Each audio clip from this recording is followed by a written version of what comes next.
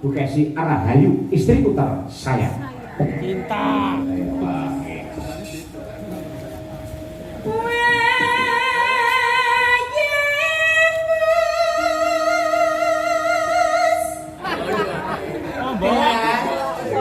Sesuk lek dalang sampean lek cedak sinden aja nakal lho ya.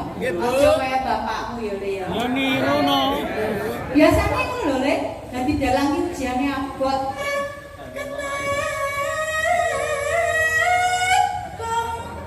Ayo Sim, ketemu Sim.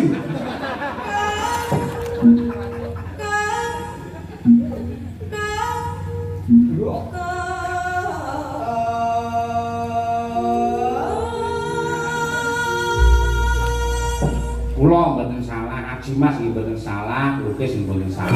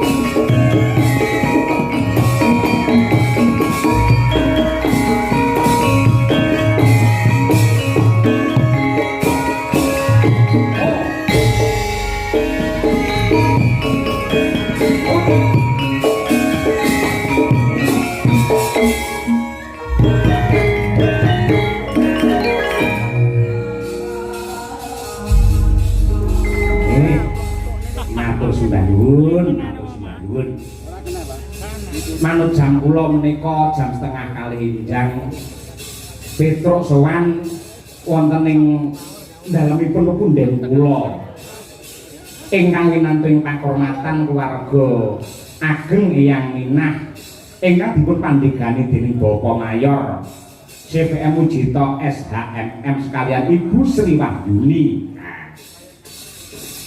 Lan saderengipun nyuwun Gusti Samudra pangaksami mboten kok kula niku dadi dalang njur lumuh nyambut gawe niku mboten. Yen perang kula wau kula pasrahaken dumateng anak kula pamrih mumpung niki tasih libur malam Minggu mongko Senin wis sekolah meneh. Kula caosi wekdal supados nderek gladen wonten ing mriki. Naminipun menika Mas Gelar Pamanyang. Ketoke ya awake gedhe dhuwur ngoten niku ning asline tasih kelas tunggal SMP. Menawi ngen praupan niku pancen mirip kalian Bu Kesi. Ning aluse karakter niku sami kali bapake. Larene ku mendhet. Adatipun bocah lek badan ngoten niku kan mesti disangoni karo mbahe karo Pak Dene karo bulike. Yang liyane digegem dhewe ya gelar langsung dipasrahke ibunya, Bu iki Bu. Apik. Nek adike sing jenenge Rangkung Basundari mongko wedok sitok. Wong Pak Dene sing jenenge Pak Ditomo iki urung nyangoni mbok menawa lali kok kuwi mergo pupune Mbah Supron niku kathah. Ngono dhewe iso protes, Pak Ditomo sampean urung bayar." Wong ngono kuwi saikhlase kok dipadake nagih utang lho. Lah, ning nggih tetap kebanggaan menyiapkan regenerasi menika penting. Apa to gunane bapak ini mayang tekan ngendi-ngendi gamelan wayange pirang-pirang yen anake siji-siji ora ana sing gelem dalang. Niki mangke kula nglumpukke wayang nganti pirang-pirang kotak, gamelan nganti pirang-pirang set tan lunga karo anak ya malah didol. Ampun didol. Ya pamane mayang karo adol wayang boleh. Boleh. Nganti adol wayang tok terus keseniane ditinggal niku enggak boleh itu seperti itu. Nah, kejawi saking menika nggih pancen alhamdulillah dipun paringi kanugrahan dening Gusti anak sing iso mayang nadyanto nembe sinau amargi blokoke mawon Pak Mujito kula wingi pas napa niku poso niku gandeng kula niku wonten keluar teng driji kula niki. Manis niki kudu dicopot kukunipun kepeksa kula copot. Niki mulai tukul niki punan. Nek menawi kangge gerak sabet sing rada atraktif ngoten niku dereng wani. Kula nggih gumun niki keng napa niki mboten ngerti. Nek ngerti-ngerti lara tenut yen sing bol sakite mboten umum. Mongko yen karmane kudune ora iki sing iki lho. Malah iki. Mun.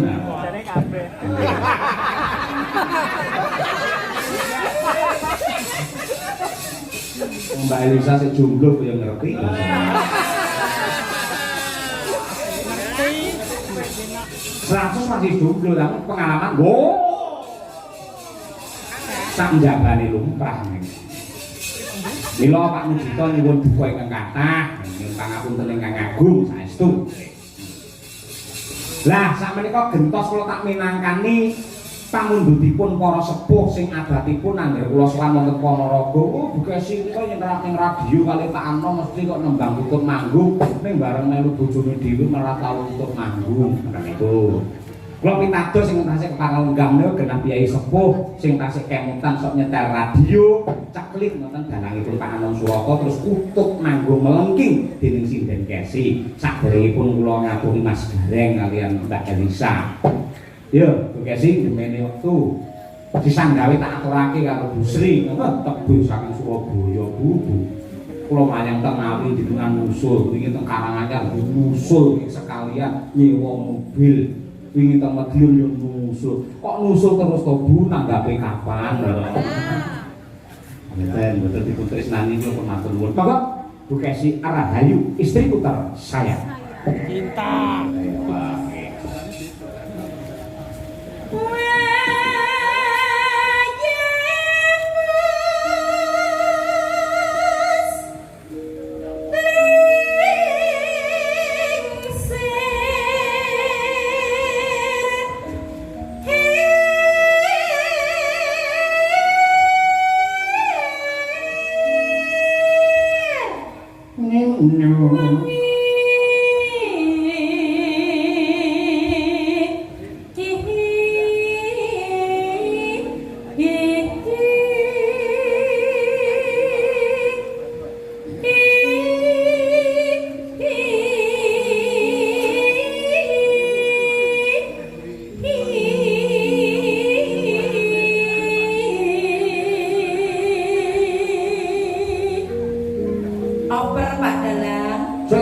urung oper ora. Mesti kene sik lagi dirasake kok wis oper. Dinikmati. Lho jare pengen ngrasake Mbak Elisa. Ya ana nggone dhewe-dhewe lek sing klasik iki jenengan. Nek nang guyang-guyang niku pancen Mbak Risa. Dadi ana nggone dhewe-dhewe sih. Macem-macem konservatif.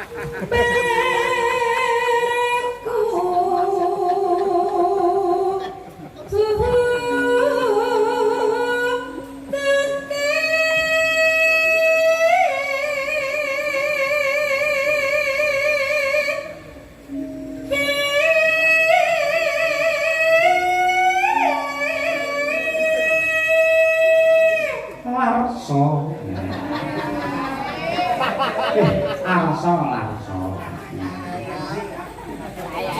Le, anakku gelar pamaya. Oh, tak kira Larso. Kira Larso ngene lho. Oh, mbok. Sesuk lek dalang sampean lek cedak sinden aja nakal lho ya. Aja kaya bapakmu ya Le ya. Ya niru no. Biasane ngono lho Le, dadi dalang iki ujiane abot. Sama wis siap nang dadi dalang. Enek sinden ayu pengen lirik, tak jewer kuping pendek. Amin lho, Mbok. Heeh. So lek anu wayangan rasa ngangge sinden Le. Orang wae. Ora sambake.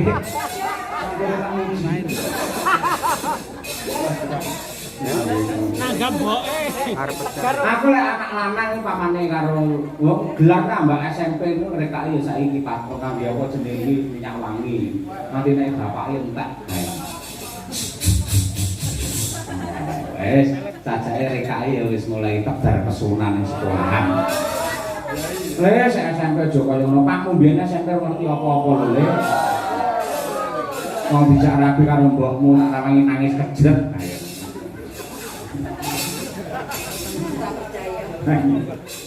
Ya.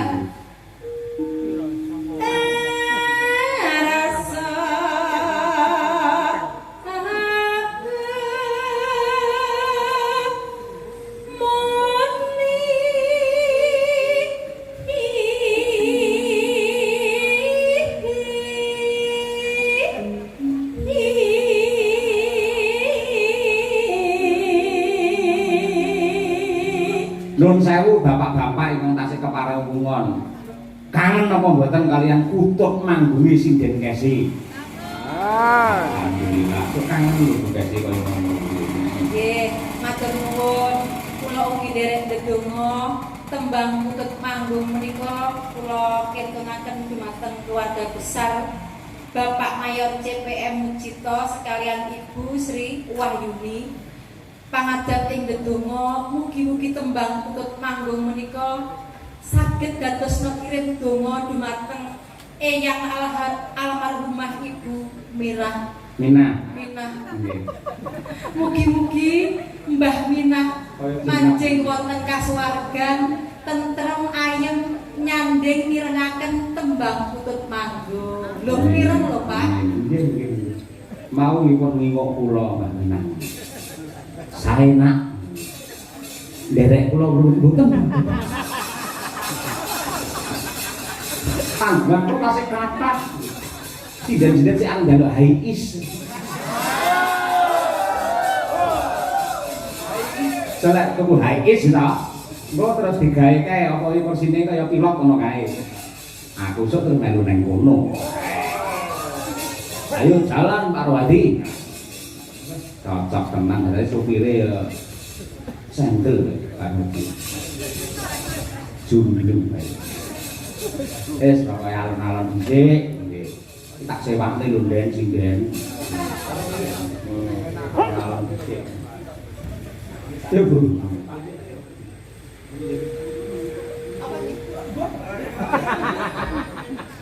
Neng Plang.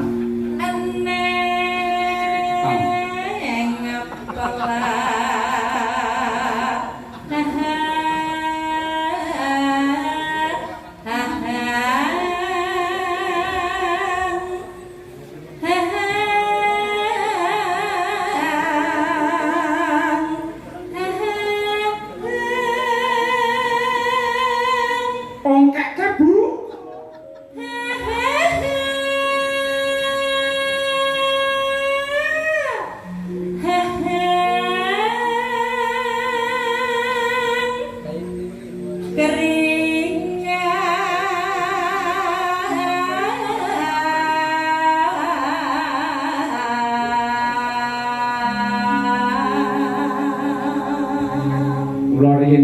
saestu Bapak Ibu Pak den kula Pak Mujito zaman tasih gandrung-gandrungi kali Bu Kesi anggen musuh Pak Anom Surata ngoten Bu Kesi nembang tutuk manggung ngoten niku kula niki nyapa iso kringeten diri ngoten. Kula pun batin nek kaya apa aku sudah barang terus dibujuk sithik kaya ngono kuwi. Tangis kula kalian Gusti Allah menika dipun ijabahi alhamdulillah sampun kelampan kula mengku sinden Tulungagung Kota Marmer nenggih Ibu Sukesi Rahayu. Niku kemurahane Gusti nganyipta jagat ngantos kados mekaten menika. Dados menawi kula sok nyandharaki Mbak Elisa ngoten niku janjane nggih mboten guyon niku jane. Guyon jane ngoten niku nggih men suasanane niku men saya hidup ngoten niku saestu. Dasar dalam. Maklum kula asine ora setuju nek ora dadi dalam. Sama kula ya menjarake sinden aja lho ya kele yo. Niru no. Ya Pak Mbok isine anak-anak dilarang rampung lho. Sesuk ning omah sama diprotes lho karo cah loro. Pak mboten jarake sinden mesakne iku lho Pak. Sing ngomong sapa rampung iki mbek aku jaraki niken salindri genah Pak lanjutkan Pak. Iya toh, Dok. Iya, Dok. Oh.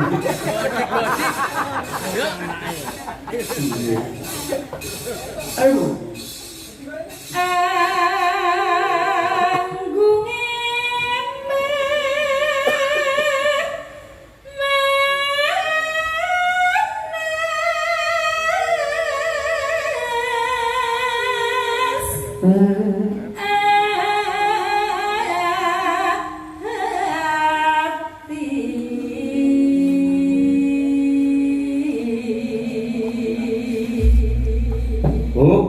Istirahat riyen Bu Kesi. Yo disambung Umi Hafifah.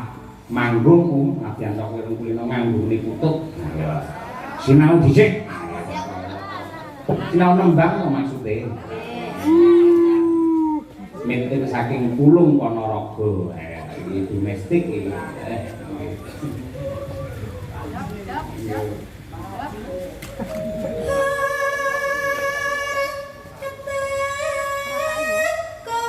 Apa guys?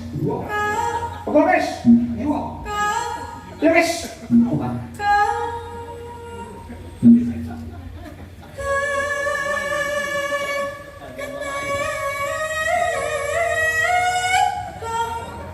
Ayo sim, kita sim.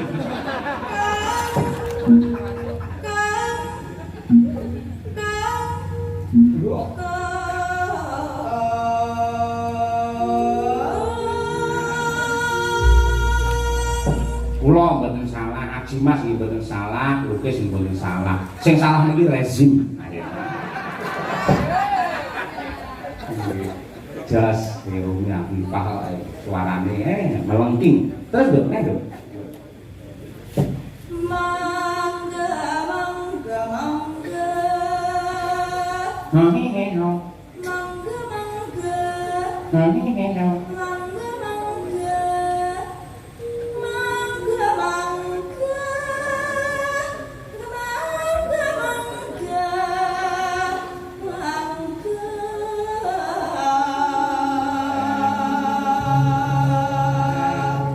Jaten gong neme saiki wis loro.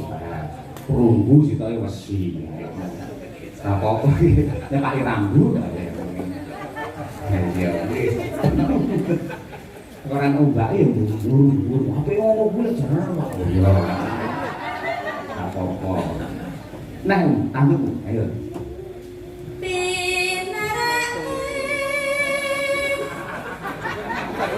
Mas tak kira lek Pak Gareng munggah lho. Matur nuwun kuwi.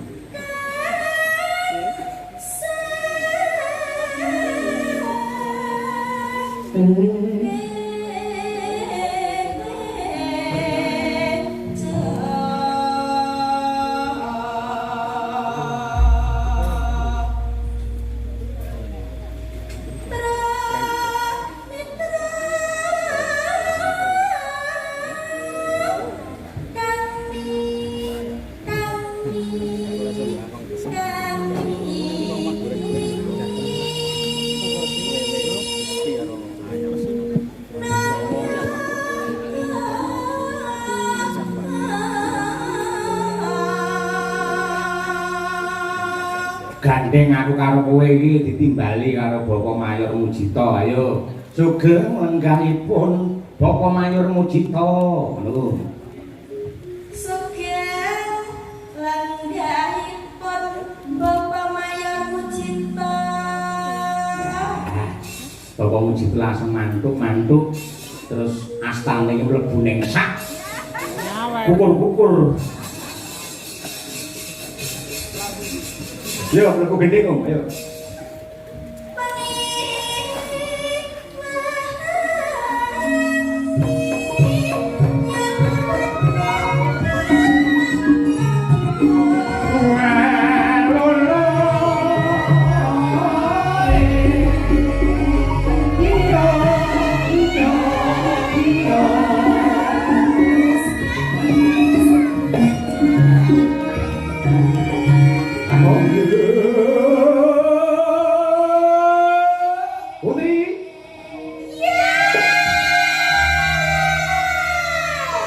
Nadyan to wis parak esuk aja nganti nyuda semangate. Ya, senggakne baleni meneh.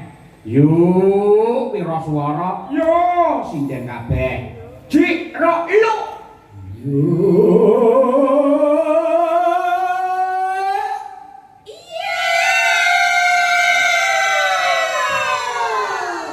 Nggih gugah semangate sedaya para penonton ing tasih jenak pinarak. Nggo kula nyuwun partisipasi nggih tombo adem sing yuk sinden kabeh, sing yuk kabeh para lenggah, kabeh para penonton.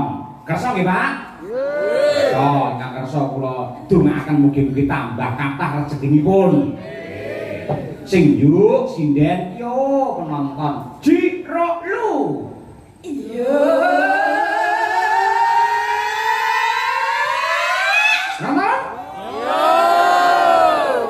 Sinden saanane tepuk tangan untuk penonton Ponorogo luar biasa. Diwalik men ora gosong. Sing yo sedaya para penonton sing yo niku sindene. Nggih. Yo niku sedaya para lenggah sing yo sinden. Boleh nggih Pak nggih? Nggih. Jiro lu yo. Yo.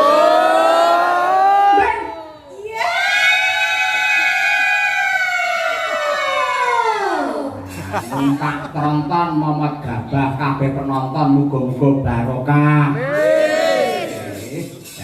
Dan terima kasih. Kembali Bu Kesi, ayo Mbok ganti.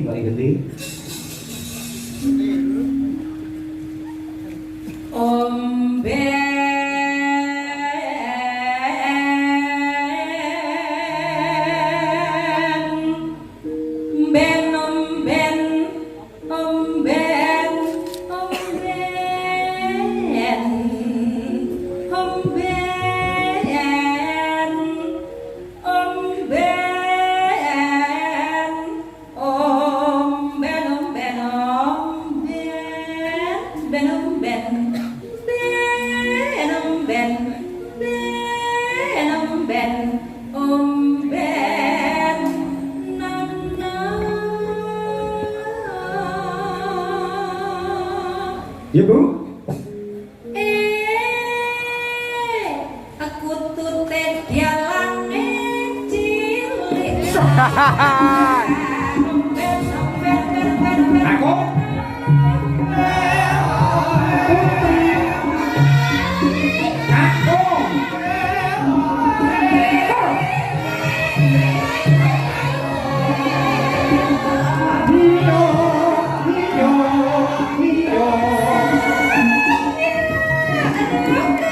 Sinden.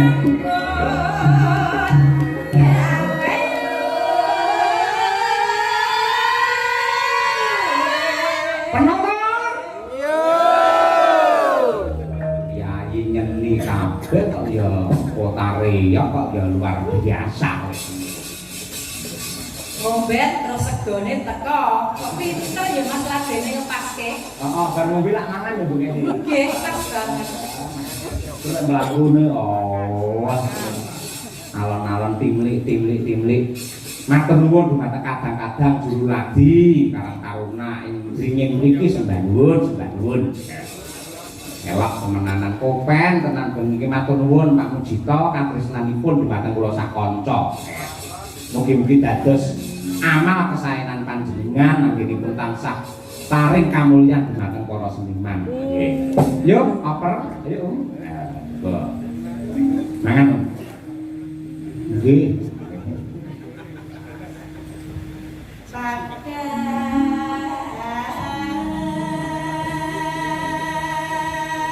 Pandurung.